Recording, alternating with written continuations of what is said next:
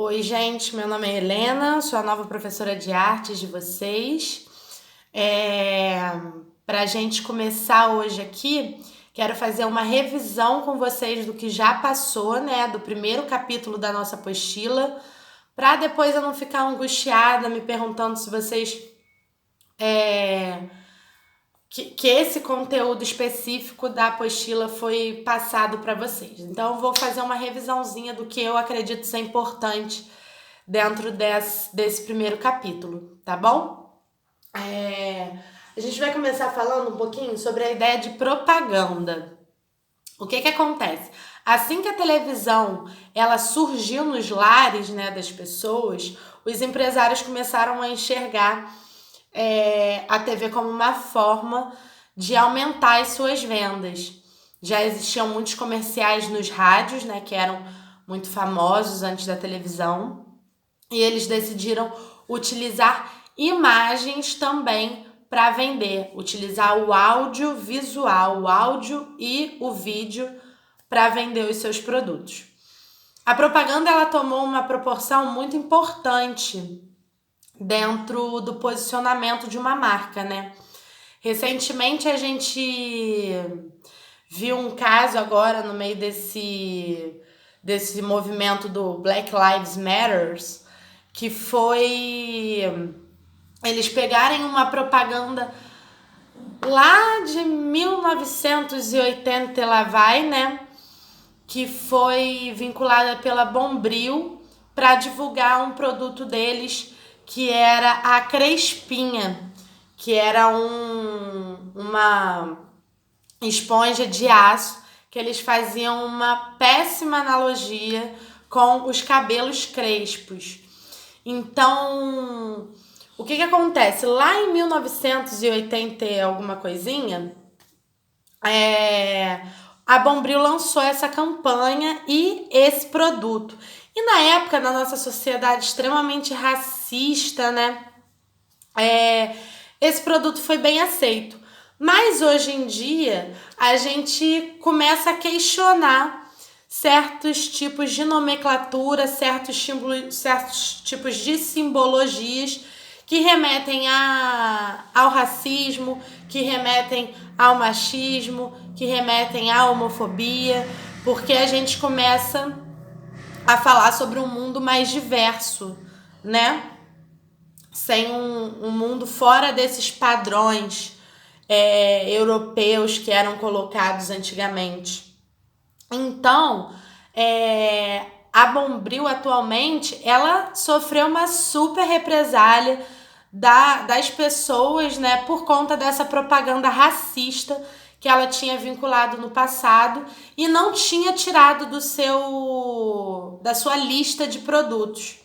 E aí, por conta disso, a Bombril ela teve que vir a público se justificar dessa propaganda racista que ela tinha feito lá nos anos 80. E aí, isso faz a gente pensar na importância dessas propagandas, né? Como essas propagandas, elas refletem a nossa sociedade também. Se quando a gente olha para as pinturas do realismo, se quando a gente olha para as pinturas do impressionismo, da pós-modernidade, a gente consegue identificar traços da sociedade, da sociedade, daquele contexto histórico que aquela determinada obra está inserida. Quando a gente olha para uma propaganda, a gente também consegue ver um pouco dessa sociedade sendo refletida. Então, conforme o tempo vai passando, a gente tem que ir se adaptando a essa nova sociedade. E aí a Bombril agora, por exemplo, ela tirou esse produto que era tal da Crespinha, que era essa esponja de aço deles, do catálogo do site, que parece que já estava lá, e ainda estava lá, né? E eles tiraram desse catálogo. Então, a propaganda ela é muito importante para pensar o posicionamento daquela marca, como aquela marca se posiciona diante daquele contexto histórico em que ela está inserida. A gente viu várias marcas colocando a imagem toda preta no feed do Instagram, na ocasião desse movimento do Black Lives Matters. Então, e essas marcas foram cobradas em atitudes não só colocar a tarja preta. Quem colocou a imagem preta foi cobrada para fazer ações que realmente refletissem uma postura antirracista. Então, a propaganda ela vem para isso, né? Para mostrar como a marca ela se posiciona dentro do contexto daquela sociedade. Passando agora pro cinematógrafo e pro cinema, saindo da ideia da propaganda e falando agora um pouquinho sobre o cinema, dando aqui continuidade à cronologia que a apostila coloca pra gente, a gente vai passar pelos irmãos Lumière. Os irmãos Lumière, eles, lá em 1894, eles começaram uma pesquisa e a produzir um aparelho que reproduzissem imagens e desse a impressão de movimento. Então, ele criou o cinematógrafo, que na época foi um feito fantástico, em que esse aparelho ele capturava imagens, 16 imagens, né?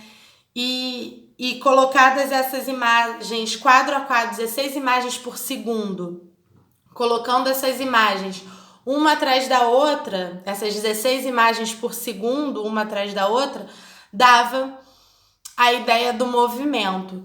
Então, quando os irmãos Lumière eles criaram o cinematógrafo, muito mais importante do que a imagem em si que era produzida, era a ideia da gente conseguir produzir uma imagem em movimento. Então, o cinematógrafo ele foi muito mais do que simplesmente inventado para entreter as pessoas. Ele era uma invenção científica, né? Então, quando ele era exibido nas feiras, né, nos lugares onde ele era exibido, mais importante do que a imagem que ele estava exibindo era o aparelho em si e essa possibilidade de projetar imagens em movimento. Então, o que acontece? Assim que começram a projetar essas imagens, eles pensaram em filmar imagens bem simples do dia a dia. Tanto que o primeiro filme que eles exibiram foi a chegada do trem. Qual era o nome da estação? A chegada do trem na estação de Ciotá. Que eles botaram a câmera ali parada e simplesmente eles botaram esse cinematógrafo ali paradinho e simplesmente capturaram a imagem de um trem chegando na estação. Esse filme que eles filmaram ele é considerado um curta-metragem, né? Ele tinha coisa de 1 minuto. E da primeira vez que eles fizeram, era uma coisa tão nova essa ideia da imagem em movimento, da imagem capturada em movimento, era uma coisa tão nova que assim que ele fez a primeira exibição desse filme com o cinematógrafo, as pessoas ficaram chocadas. Teve gente saindo correndo, com medo do trem atravessar a tela e atropelar. Porque essas pessoas elas ainda não conseguiam entender aquela linguagem. O que hoje em dia pra gente é muito óbvio, quando a gente está vendo um filme de suspense e vê a câmera focando em determinado objeto, e aí isso faz com que a gente já entenda que esse determinado objeto vai ser importante dentro da cena. Naquela época a gente não tinha essa linguagem bem construída. Então as pessoas não entendiam muito bem e se assustavam um pouco com a ideia do cinematógrafo. Então é aí que a gente começa a pensar em cinema e pensar em audiovisual. né? Aí a gente só tá pensando até só no visual, porque a gente ainda não tinha o áudio. Mas é aí que a gente começa a pensar sobre o audiovisual. Aí a gente ainda tá no cinema mudo. E como a gente estava falando sobre a duração desse primeiro filme que eles passaram, que era um curta-metragem, e um curta-metragem é um filme com uma duração máxima de 30 minutos, são filmes curtos, né, como o próprio nome já diz, a gente usa esses filmes até hoje, a gente vê muito curta-metragem até hoje. Existem vários festivais só de curtas, só voltados para filmes curtinhos, né? E quem utiliza muito esses curtas-metragens são as animações. A gente tem muita animação curta-metragem e a gente vai ver muitos festivais também que são voltados para animações de curta-metragem, né? Um desses festivais que preza pela animação, e aí não só de curtas-metragens, mas também de longas, mas ele tem um prêmio específico para o curta e tudo mais, é o Animamundi, que é um festival internacional. Ele acontece aqui no Brasil, acontecia, né, esse ano. Ele ainda não aconteceu e a gente não sabe se vai dar para acontecer, mas até o ano passado ele resistiu acontecendo e ele já acontece há mais de 20 anos, esse festival. Uma técnica de animação que a gente também pode pensar, agora falando aqui sobre os curtas-metragens e a animação dentro dos curtas-metragens também, uma técnica que é muito importante dentro da animação, e ela é uma técnica muito interessante quando a gente pensa na ideia do cinema, na ideia da imagem cinematográfica como a construção de várias fotos passando de forma muito rápida, porque é isso, né? A imagem do cinema, como a gente viu lá nos Irmãos Lumière, ela fala que é isso. Nos Irmãos Lumière eram 16 imagens sendo projetadas por segundo, dando essa ideia de movimento. E essas imagens dentro do cinema, essas fotografias dentro do cinema, a gente vai chamar de frame. Então, o que a gente vai falar sobre essa técnica específica da animação, que é o stop motion. O stop motion é justamente a utilização dessa ideia dos frames, mas de forma bem visceral mesmo.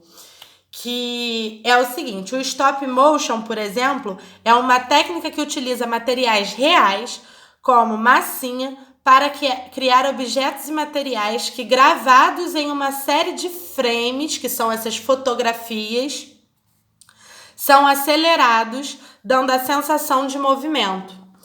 Então, o stop motion, ele bebe muito nessa ideia básica do cinema, que é a fotografia em movimento. Várias fotografias passadas de forma rápida que dão essa sensação de movimento. Um exemplo de stop motion é aquele filme A Fuga das Galinhas. Ele é feito através de stop motion com massinha. Tem até um desenhozinho de uns personagens sendo modelados aqui na nossa apostila, na página 447, que é um exemplo desse filme, né, dessa criação de massinha para fazer as fotografias e o stop motion. Outro filme que também usa é aquele A Noiva Cadáver, mas aí ele já utiliza uma arte mais digital para formar esses personagens, né? E aí, falando em animação, em personagens, a gente pode finalizar a nossa revisão aqui vendo sobre caricatura, charge e cartoon. A caricatura ela é uma modalidade de desenho que produz retratos de pessoas utilizando exageros de suas características. Então, assim, geralmente a caricatura, ela quer brincar com as características da pessoa. Então, se eu tenho um nariz mais batatinha, na hora que fizerem a minha caricatura, vão fazer ele bem batatinha. A caricatura ela vai estar sempre brincando com o humor da imagem, né? Brincando de rir da própria imagem. Então, os elementos marcantes da caricatura vai ser o humor, os traços exagerados da fisionomia da pessoa retratada. Então, tipo, se eu usar óculos, vai ser aquele óculos gigante. O aspecto de retrato. Geralmente são personalidades que realmente existem, pessoas que realmente existem.